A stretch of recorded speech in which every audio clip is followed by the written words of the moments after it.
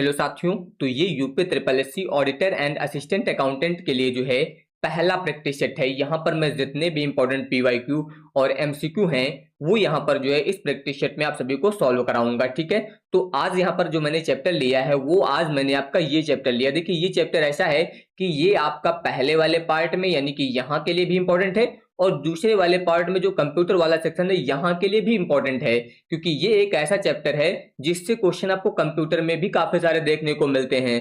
तो यहाँ पर आरटीजीएस क्या होता है, इलेक्ट्रॉनिक बैंकिंग क्या है, बजट नियंत्रण में कंप्यूटर का क्या प्रयोग होता है, टोटल 10 नंबर का यहाँ से आने वाला है। इसलिए मैंने इस चैप्टर को पहले लिया है क्योंकि आपको ये भी तैयार होगा और साथ ही साथ कंप्यूटर के टॉपिक भी कुछ यहाँ से रिवाइज हो जाएंगे। और बहुत ही सिंपल है, अगर आप थोड़ा बहुत भी इलेक्ट्रॉनिक बैंकिंग यूज करते हैं तो ये बहुत आसानी से आपको समझ में आ जाएगा।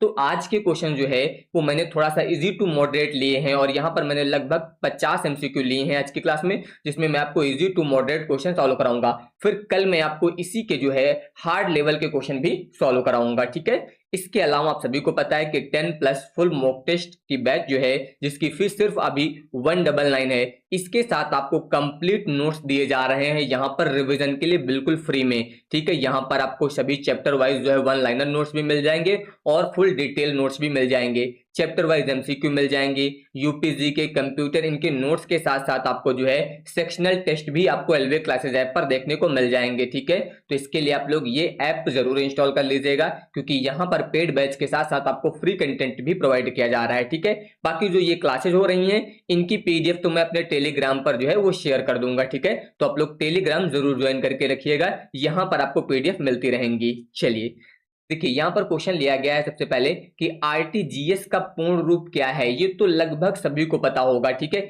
आरटीजीएस का पूर्ण रूप क्या होता है तो याद रखिएगा, रियल टाइम ग्रॉस सेटलमेंट। यहां पर अब रियल टाइम का मतलब क्या होता है, ग्रॉस सेटलमेंट का मतलब क्या होता है, इन पर भी क्वेश्चन पूछा जाता है अक्सर। तो आरटीजीएस का पूर्ण रूप मैंने आपको बता दिया क्या होता है, रियल टाइम ग्रॉस सेटलमेंट। अब इन पर अगर क्वेश्चन पूछा जाएगा तो कैसे आएगा, देखिए जैसे कि यहां पर ये क्वेश्चन दिया गया है कि आरटीजीएस में रियल टाइम का क्या अर्थ होता है। तो रियल टाइम का मतलब क्या होता है यहाँ पर कि जो ट्रांजैक्शन हो रहा है वो विदाउट वेटिंग होना चाहिए, यानी कि लेन देन प्राप्त होते ही बिना प्रतीक्षा के उसका निपटान जो है वो हो जाना चाहिए। ठीक है, यानी कि ट्रांजैक्शन जो रिसीव होगा वो बिना वेटिंग के यहाँ पर होना चाहिए। ठीक है, इसके अलावा आपसे पूछा जा सकता है कि आरटीजीएस में ग्रॉस सेटलमेंट का क्या मतलब होता है।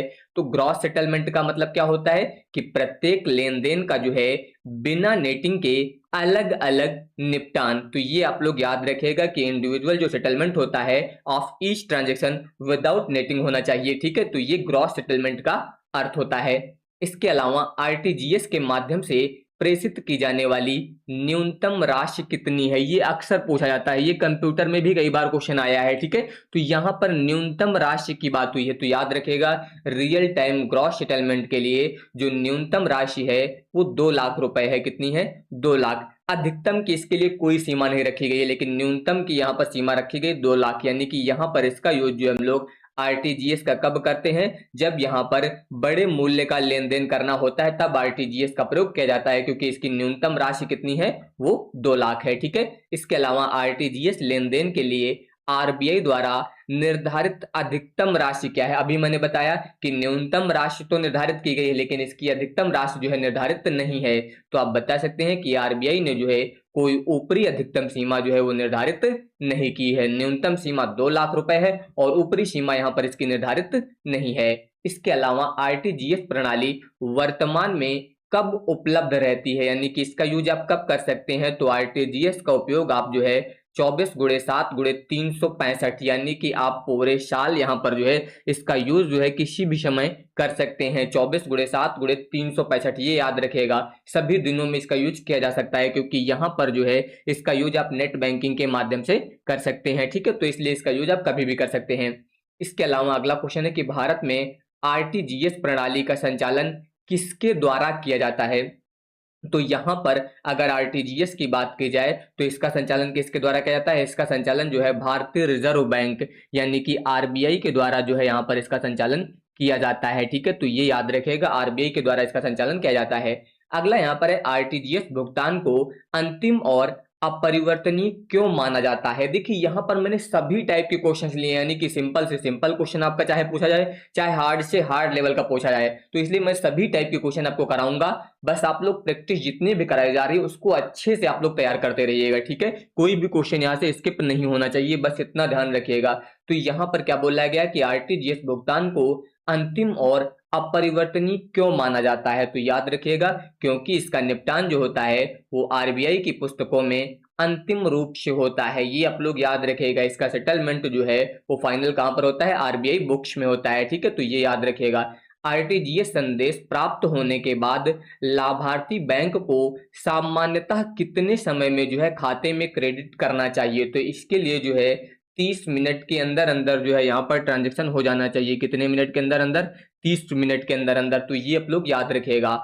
अगला कह रहा है, क्या कोई ग्राहक आरटीजीएस में भविष्य की तारीख वाला लेन देन जो है वो आरंभ कर सकता है? तो ऐसी कोई सुविधा जो है वो आरटीजीएस में नहीं है। ये याद रखिएगा कि यहाँ पर आरटीजीएस में जो है भविष्य की तारीख वाला कोई भी लेन देन जो है वो स्टार्ट नहीं कर सकते हैं। तो ये याद रखिएगा, आरटीजीएस जो है भविष्य मूल्यांकित लेन देन स्वीकार नहीं करता है, ठीक है। इसके बाद अगला कह रहा है कि आरटीजीएस को क्रेडिट पुश सिस्टम क्यों कहा जाता है? देखिए आरटीजीएस को जो है यहाँ पर सीपीएस सिस्टम क्यों बोला जाता है? तो ये याद रखिएगा, क्योंकि इसमें भुगतानकर्ता जो है वो स्वयं लाभार्थी को धन भेजने का निर्देश देता है, इसलिए इसे सीपीएस या फिर क्रेडिट पुश सिस्टम जो है वो बोलते हैं, ठीक है। तो ये याद रखेंगे।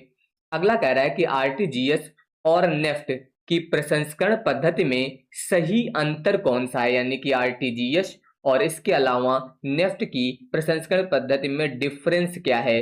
तो जो आपका आरटीजीएस होता है ये लेन देन जो है दर लेन देन चलता है, ठीक है। जबकि नेफ्ट जो होता है आपका ये आधे घंटे के बैच में चलता है। ये याद रखेगा, ये दोनों में मेन डिफरेंस है। ये आपका तुरंत यहाँ पर सेटलमेंट होता है और ये आपका नेफ्ट जो है ये आधे घंटे के बैच में जो है यहाँ पर चलता है, ठीक है। इसके अलावा जो नेफ्ट होता है इसकी वर्तमान उपलब्धता और प्रसंस्करण के संबंध में जो है कौन सा कथन यहाँ पर सही है? तो नेफ्ट भी जो है आपका ये 24x7x365 उपलब्ध होता है और आधे घंटे के बैच में चलता है। तो मैंने अभी आपको बताया कि 30 मिनट के बैच में चलता है, लेकिन इसका भी यूज जो है आप 24x7x365 जो है वो कर सकते हैं आरटीजीएस की तरह से, ठीक है।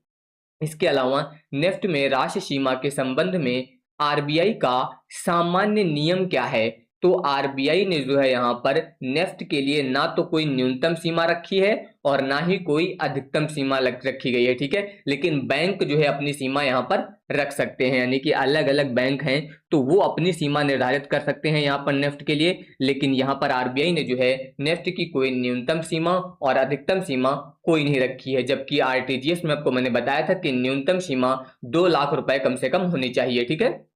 अगला कह रहा है कि आईएफएससी कोड में कुल कितने वर्ण होते हैं? देखिए कोड जरूर याद रखिएगा, ये अक्सर पूछे जाते हैं, ठीक है। तो आईएफएससी कोड की बात की जाए तो इसमें टोटल 11 कैरेक्टर होते हैं। कितने वर्ण होते हैं? 11 वर्ण यहाँ पर होते हैं। ये आप लोग याद रखिएगा आईएफएससी कोड की जब भी बात होगी, ठीक है।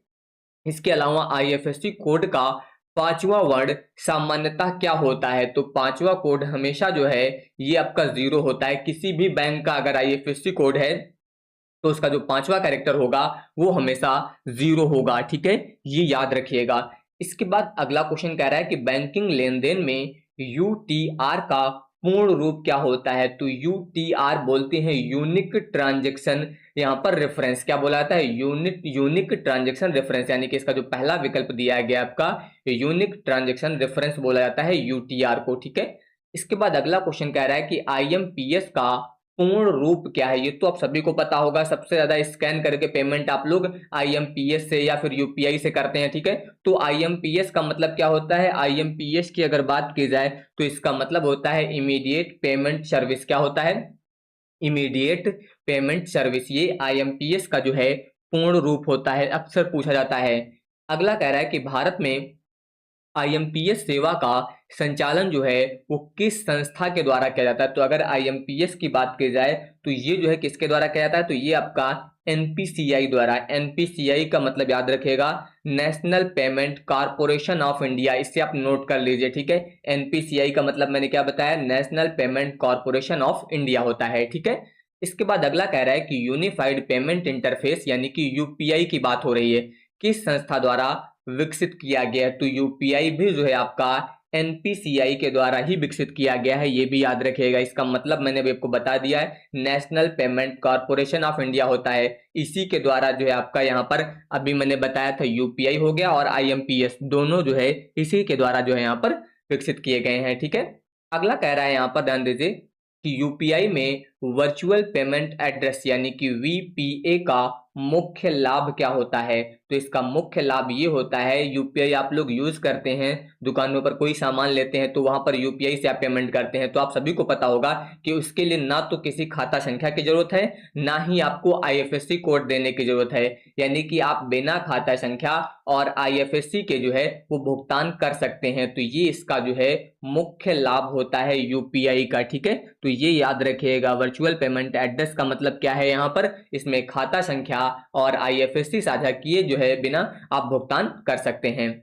अगला क्वेश्चन यहाँ पर कह रहा है कि यूपीआई पिन का प्रयोग मुख्यतः कब किया जाता है? आप लोग यूपीआई बनाते हैं तो उसका पिन आप कब यूज करते हैं? जब यूपीआई के माध्यम से वित्तीय लेन देन या भुगतान को जो है अधिकृत करने के लिए, यानी कि यहाँ पर जो है उसको यहाँ पर जब ट्रांजेक्शन करते हैं तो उसको अथराइज करने के लिए जो है आप पिन का प्रयोग करते हैं। कहीं पर भी पेमेंट करते हैं तो आप स्कैन करके करते हैं या फिर मोबाइल से डायरेक्ट नंबर पर यहाँ पर यूपीआई करते हैं, तब आपको वहां पर पिन की जरूरत पड़ती है, किसके लिए? अथराइजेशन के लिए। ठीक है, तो ये याद रखिएगा। अगला कह रहा है कि यूपीआई क्यूआर कोड से संबंधित सुरक्षित व्यवहार कौन सा है? अब ध्यान दीजिए, यहाँ पर किसकी बात हुई है? सुरक्षित व्यवहार की बात हुई है यूपीआई क्यूआर कोड की। तो ये आप लोग याद रखिएगा कि क्यूआर जो है सामान्यतः भुगतान करने के लिए स्कैन करें, यानी कि आप क्यूआर को जो है हमेशा पेमेंट करने के लिए स्कैन करें, लेकिन धन प्राप्त करने के लिए कभी भी जो है पिन नहीं देना चाहिए, ये ध्यान रखिएगा। क्यूआर आप स्कैन तो करते हैं, लेकिन कभी भी अगर आपको पेमेंट रिसीव करना है, ठीक है, यहाँ पर धन प्राप्त करना है, तो उसके लिए कभी भी पिन आपको अपना शेयर करने की जरूरत नहीं पड़ती है। ठीक है, तो ये याद रखिएगा। इसके बाद देखिए यहाँ पर क्वेश्चन है कि मोबाइल बैंकिंग सेवा यहाँ पर दिया गया *99# किस तकनीक पर आधारित होता है? तो इसे बोलते हैं यूएसएसडी। इसका मतलब होता है अनस्ट्रक्चर्ड सप्लीमेंट्री सर्विस डेटा। ठीक है, तो ये याद रखिएगा, आपका जो *99# होता है ये आपका यूएसएसडी यानी कि अनस्ट्रक्चर्ड सप्लीमेंट्री सर्विस डेटा तकनीक पर जो है आधारित होता है। ठीक है, तो ये आप लोग याद रखिएगा। ये यहाँ पर एक ऐसी सुरक्षित सुविधा होती है जो हमें बैंकिंग सेवाएं जो है उपलब्ध कराती है। इसके बाद देखिए अगला कह रहा है कि एईपीएस, जिसका मतलब होता है आधार एनेबल्ड पेमेंट सिस्टम होता है, याद रखिएगा। इसका मतलब क्या होता है? आधार एनेबल्ड पेमेंट सिस्टम में ग्राहक की जो पहचान है और बैंकिंग लेन देन सामान्यतः किस आधार पर होते हैं? तो एईपीएस में हमेशा आधार संख्या यानी कि आधार नंबर और साथ ही साथ बायोमेट्रिक यहाँ पर ऑथेंटिकेशन की आवश्यकता होती है। तो ये याद रखिएगा, एईपीएस यानी कि आधार एनेबल जो पेमेंट सर्विस होती है, इसमें हमेशा आपके आधार नंबर और बायोमेट्रिक डेटा की जरूरत पड़ती है। ठीक है, इसके बाद अगला कह रहा है कि ओटीपी, ये तो सबको पता होगा, इसका मतलब होता है वन टाइम पासवर्ड। क्या होता है? One time password. अगला देखिए, अगला कह रहा है यहाँ पर फिशिंग। फिशिंग का अर्थ क्या है? ये आपका कंप्यूटर से संबंधित क्वेश्चन है, कंप्यूटर में भी बहुत पूछा जाता है। तो फिशिंग का मतलब होता है नकली संदेश या फिर वेबसाइट से जो है गोपनीय जानकारी चुराने का प्रयास, इसे बोलते हैं फिशिंग। ये कंप्यूटर में बहुत पूछा जाता है ये क्वेश्चन। ठीक है, तो फिशिंग का मतलब क्या है? नकली संदेश हो गया या फिर वेबसाइट से गोपनीय जानकारी चुराने का प्रयास जो है वो फिशिंग कहलाता है। अगला क्वेश्चन देखिए, अगला कह रहा है कि फायरवॉल का प्रमुख कार्य क्या है? तो फायरवॉल का आप सभी लोग जानते हैं, इसका प्रयोग जो है नेटवर्क ट्रैफिक की निगरानी और नियमों के अनुसार जो है फिल्टर करना होता है। तो इसका प्रयोग जो है हम लोग नेटवर्क ट्रैफिक की निगरानी करने के लिए जो है फायरवॉल का प्रयोग किया जाता है। अगला कह रहा है इनक्रिप्शन का मुख्य उद्देश्य क्या है? इनक्रिप्शन में क्या किया जाता है? डेटा जो होता है उसको अपठनीय डेटा में बदल दिया जाता है। जो अपठनीय डेटा होता है उसे साइफर टेक्स्ट बोलते हैं। क्या बोला जाता है? साइफर टेक्स्ट बोलते हैं। तो इसका जो पहला विकल्प दिया गया है कि साधारण पाठ जिससे आप पढ़ सकते हैं आसानी से, जो सिंपल लैंग्वेज होती है उसको जो है अपठनीय यानी कि साइफर टेक्स्ट में बदल कर जो है डेटा को सुरक्षित करना, इसे क्या बोलते हैं? इनक्रिप्शन बोला जाता है। ठीक है, ये आप लोग याद रखिएगा। कभी कभी यही क्वेश्चन आपसे इस तरह से पूछ लिया जाएगा कि यहाँ पर इनक्रिप्टेड डेटा क्या कहलाता है? तो इनक्रिप्टेड डेटा को हम लोग साइफर टेक्स्ट कहते हैं, ये आप लोग याद रखिएगा। ठीक है, इसके बाद देखिए अगला क्वेश्चन। अगला कह रहा है कि किसी अनधिकृत ई बैंकिंग लेन देन का पता चलते ही ग्राहक को क्या करना चाहिए, यानी कि अगर आपको पता चले कि आपके खाते में कोई अनधिकृत लेन देन हुआ है तो आप सबसे पहले क्या करेंगे, आप सबसे पहले जो है तुरंत बैंक को सूचना देकर जो भी आपका खाता, जो भी आपका संबंधित चैनल है उसको तुरंत क्या करेंगे, ब्लॉक करेंगे। ठीक है, सबसे पहला काम यहाँ पर क्या होगा, जब भी कहीं पर अनधिकृत लेन देन होता है तो सबसे पहले जो भी आपका बैंक अकाउंट नंबर है, जो भी चीजें हैं, अगर क्रेडिट कार्ड है, बैंक अकाउंट है, कुछ भी है, तो सबसे पहले बैंक से कांटेक्ट करके उसको ब्लॉक कराना रहता है। ठीक है, इसके बाद देखिए अगला कह रहा है कि बजट नियंत्रण में कंप्यूटर का सबसे महत्वपूर्ण उपयोग कौन सा है। तो इसका सबसे महत्वपूर्ण उपयोग क्या होता है, याद रखिएगा, बजट और वास्तविक आंकड़ों का तेज प्रसंस्करण, इसके अलावा तुलना और निगरानी करने के लिए जो है यहाँ पर बजट नियंत्रण में हमेशा कंप्यूटर का प्रयोग जो है वो किया जाता है।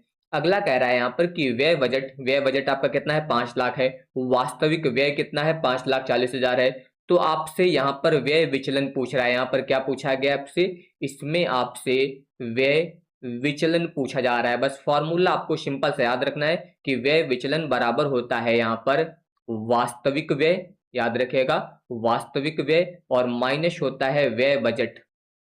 ये आपको सिंपल सा एक लाइन का फॉर्मूला याद रखना है कि व्यय विचलन बराबर होता है वास्तविक व्यय, ठीक है, यानी कि एक्चुअल एक्सपेंडिचर, और इसके अलावा व्यय बजट की बात हो रही है, इससे घटा दीजिए तो यहाँ पर व्यय वास्तविक व्यय कितना है आपका, 5,40,000 है। ये आपको दिया गया है 5,40,000, ठीक है, और इससे माइनस आपको कर देना है 5 लाख। तो यहाँ पर आप इससे जो है 5 लाख माइनस कर देंगे। ठीक है, तो जब 5 लाख आप माइनस कर देंगे तो सीधे सीधे आपका कितना बच जाएगा, यहाँ पर जो है 40,000 रुपए आपका सीधे सीधे बच जाएगा। तो कुल मिला के यहाँ पर जो है विकल्प नंबर डी जो दिया गया है 40,000 प्रतिकूल, तो ये यहाँ पर जो है आपका सही हो जाएगा। ठीक है, तो इस तरीके से आप इसको ज्ञात कर सकते हैं। बस ये एक फॉर्मूला याद रखना है कि व्यय विचलन बराबर वास्तविक व्यय माइनस व्यय बजट। यहाँ पर व्यय विचलन पूछा गया, कभी कभी आय विचलन पूछा जाएगा, जैसे कि ये क्वेश्चन देखिए यहाँ पर अगला वाला, यहाँ पर देखिए क्या बोला गया कि बजटित आय, अब की बार आपको यहाँ पर बजटित आय दी गई है और वास्तविक आय दी गई है। अब की बार आपसे यहाँ पर आय विचलन पूछा गया है। तो अगर आपको आय विचलन ज्ञात करना है तो इसका भी एक लाइन का फॉर्मूला है। यहाँ पर आय विचलन बराबर होता है वास्तविक आय, वास्तविक आय, इसके पहले वाले में हम लोग यहाँ पर वास्तविक व्यय यूज करते थे। ठीक है, और माइनस यहाँ पर हो जाएगा आपका बजटित आय। बस इसको घटा दीजिए तो वास्तविक आय कितनी है, 8,60,000। यहाँ पर दिया गया आपको 8,60,000 और माइनस बजटित आय कितनी है, वो आपको दी गई है 8 लाख। ठीक है, तो 8,60,000 से अगर 8 लाख घटा देंगे तो कितना आ जाएगा, ये आ जाएगा आपका 60,000। तो यहाँ पर ये आपका आ जाएगा आय विचलन। लेकिन ध्यान दीजिएगा यहाँ पर जो आय विचलन होगा वो 60,000 रुपए क्या होगा, अनुकूल होगा, प्रतिकूल मत करिएगा, ये यहाँ पर गलत हो जाएगा। ठीक है, ये याद रखिएगा, वास्तविक आय हमेशा अधिक होने पर अनुकूल विचलन प्राप्त होता है। ये याद रखिएगा, मैंने क्या बताया कि यहाँ पर जब वास्तविक आय आपकी अधिक होती है, ठीक है, तो यहाँ पर हमेशा अनुकूल विचलन जो है वो प्राप्त होता है। ठीक है, लेकिन अगर यहाँ पर इसकी बात की जाए व्यय विचलन की, तो यहाँ पर अगर वास्तविक व्यय आपका अधिक है तो इसे प्रतिकूल विचलन बोलते हैं। ये दोनों में डिफरेंस याद रखिएगा। ठीक है, यहाँ पर मैंने आपको ये नहीं बताया था, तो ये याद रखिएगा, जब आप व्यय विचलन ज्ञात कर रहे हैं और इसमें आपका जो वास्तविक व्यय है अगर वो अधिक है यहाँ पर किससे, व्यय बजट से, तो इसे बोला जाएगा प्रतिकूल विचलन। इसीलिए मैंने यहाँ पर प्रतिकूल सेलेक्ट किया है, अनुकूल नहीं किया था। ठीक है, ये ध्यान रखिएगा।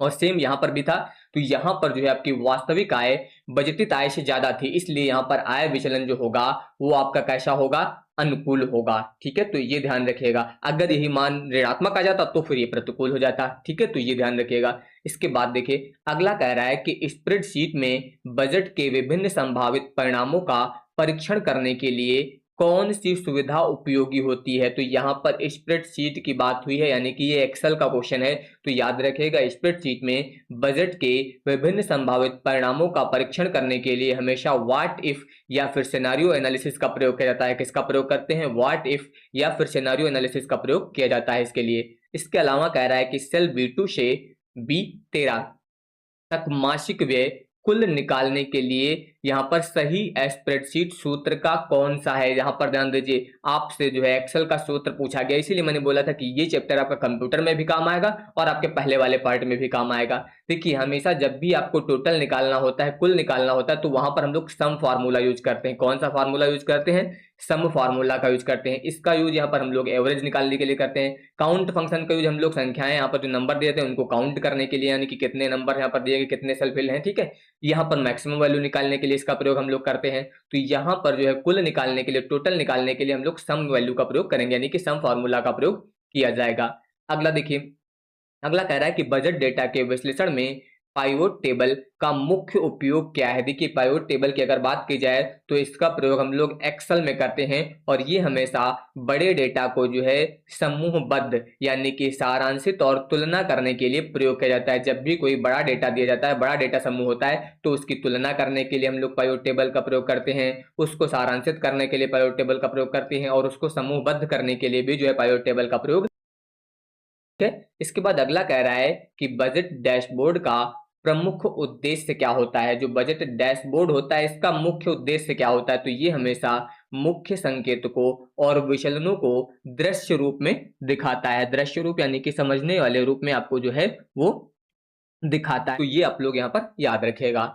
इसके बाद देखिए अगला कह रहा है कि ईआरपी प्रणाली बजट नियंत्रण में कैसे सहायक होती है। तो अगर ईआरपी प्रणाली की बात की जाए तो यहाँ पर जो ईआरपी सिस्टम होता है ये वित्त हो गया, क्रय हो गया, भंडार हो गए और अन्य कार्यों को जो है एकीकृत डेटा प्रणाली में जोड़ती है। ये आप लोग याद रखिएगा, ईआरपी सिस्टम जो होता है वित्त, क्रय, भंडार और अन्य कार्यों को जो है वो एकीकृत डेटा प्रणाली में जोड़ती है, ठीक है। इसके बाद अगला कह रहा है कि कंप्यूटरीकृत बजट प्रणाली में ऑडिट ट्रायल क्या दर्ज करता है। जो ऑडिट ट्रायल होता है यहाँ पर कंप्यूटरीकृत बजट प्रणाली में ये क्या करता है, तो ये हमेशा याद रखेगा कि किस उपयोगकर्ता ने क्या परिवर्तन कब किया है, इसकी जानकारी यहाँ पर रखता है। किस उपयोगकर्ता ने क्या परिवर्तन जो है वो कब किया है, ये ऑडिट ट्रायल में जो है वो दर्ज किया जाता है। अगला कह रहा है कि कंप्यूटरीकृत बजट डेटा की सुरक्षा के लिए सर्वोत्तम नियंत्रण कौन सा है। यहाँ पर सर्वोत्तम नियंत्रण कौन सा है, तो सर्वोत्तम नियंत्रण जो होता है इसके लिए वो रोल बेस्ड एक्सेस के साथ जो है वो नियमित बैकअप रखना होता है। क्या है?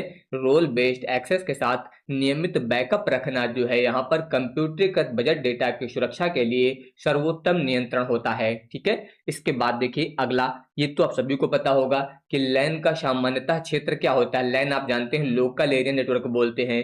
ये कहाँ पर यूज किया जाता है? ये एक सीमित क्षेत्र जैसे कि कार्यालय, भवन या परिसर में जो हम लोग लैन यानी कि लोकल एरिया नेटवर्क का यूज जो है वो करते हैं। इसके बाद वैन की बात हो रही है, यानी कि ये आपका है वाइड एरिया नेटवर्क। इसको क्या बोलते हैं?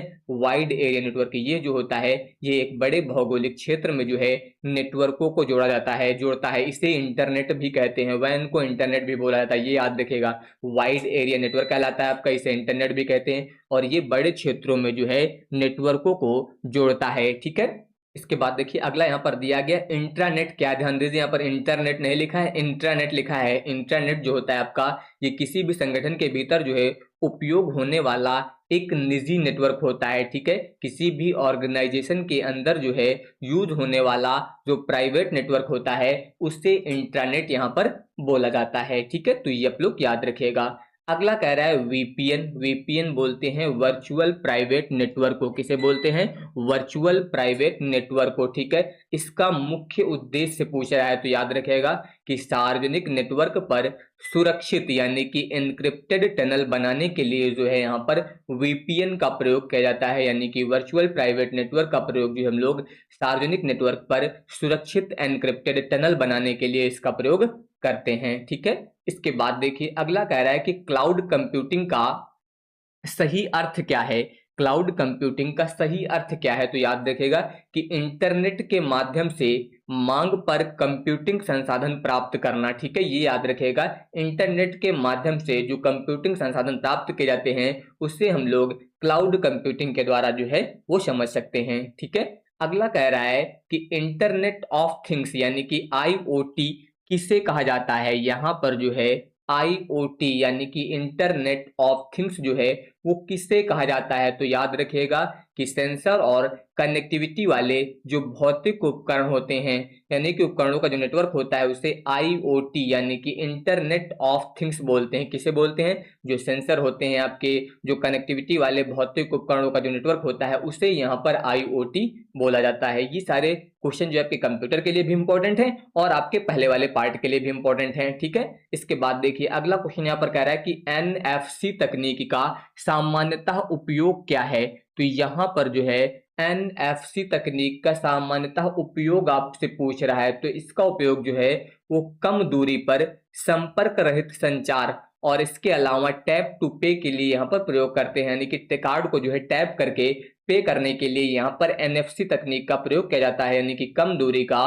संपर्क रहित जो संचार होता है उसके लिए हम लोग यहाँ पर NFC का प्रयोग जो है वो करते हैं। ठीक है, ये याद रखेगा। इसके अलावा यहाँ पर अगर RFID की बात की जाए, तकनीक किस सिद्धांत पर कार्य करती है?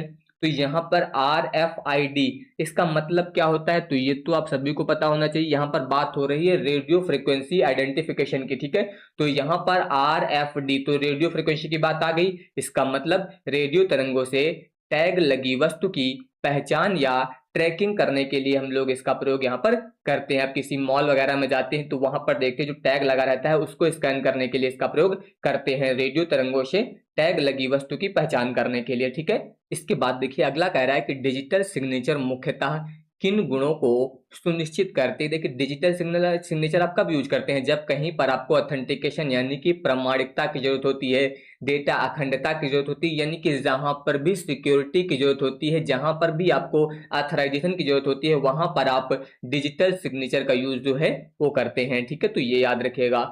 अगला कह रहा है यहाँ पर कि VoIP का मुख्य उपयोग क्या होता है? यहाँ पर ये बात हो रही है वॉइस ओवर इंटरनेट प्रोटोकॉल की। ठीक है, वॉइस ओवर इंटरनेट प्रोटोकॉल, तो इसका प्रयोग हम लोग IP नेटवर्क या फिर इंटरनेट पर जो है आवाज संचार करने के लिए प्रयोग करते हैं। ठीक है, यानी कि यहाँ पर जो है जो आवाज होती है उसको डिजिटल पैकेट में बदल कर जो है वो IP नेटवर्क पर प्रसारित किया जाता है। तो VoIP का मतलब वॉइस ओवर इंटरनेट प्रोटोकॉल होता है। ठीक है, इंटरनेट कॉल जो होती है वो इसी का सामान्यतः उदाहरण होती है। ठीक है, तो ये याद रखिएगा। तो आज मैंने यहाँ पर जो है आपको टॉप 50 क्वेश्चंस बताए हैं। कल मैं आपको यहाँ पर इसी चैप्टर के जो है हार्ड लेवल के क्वेश्चन सॉल्व कराऊंगा।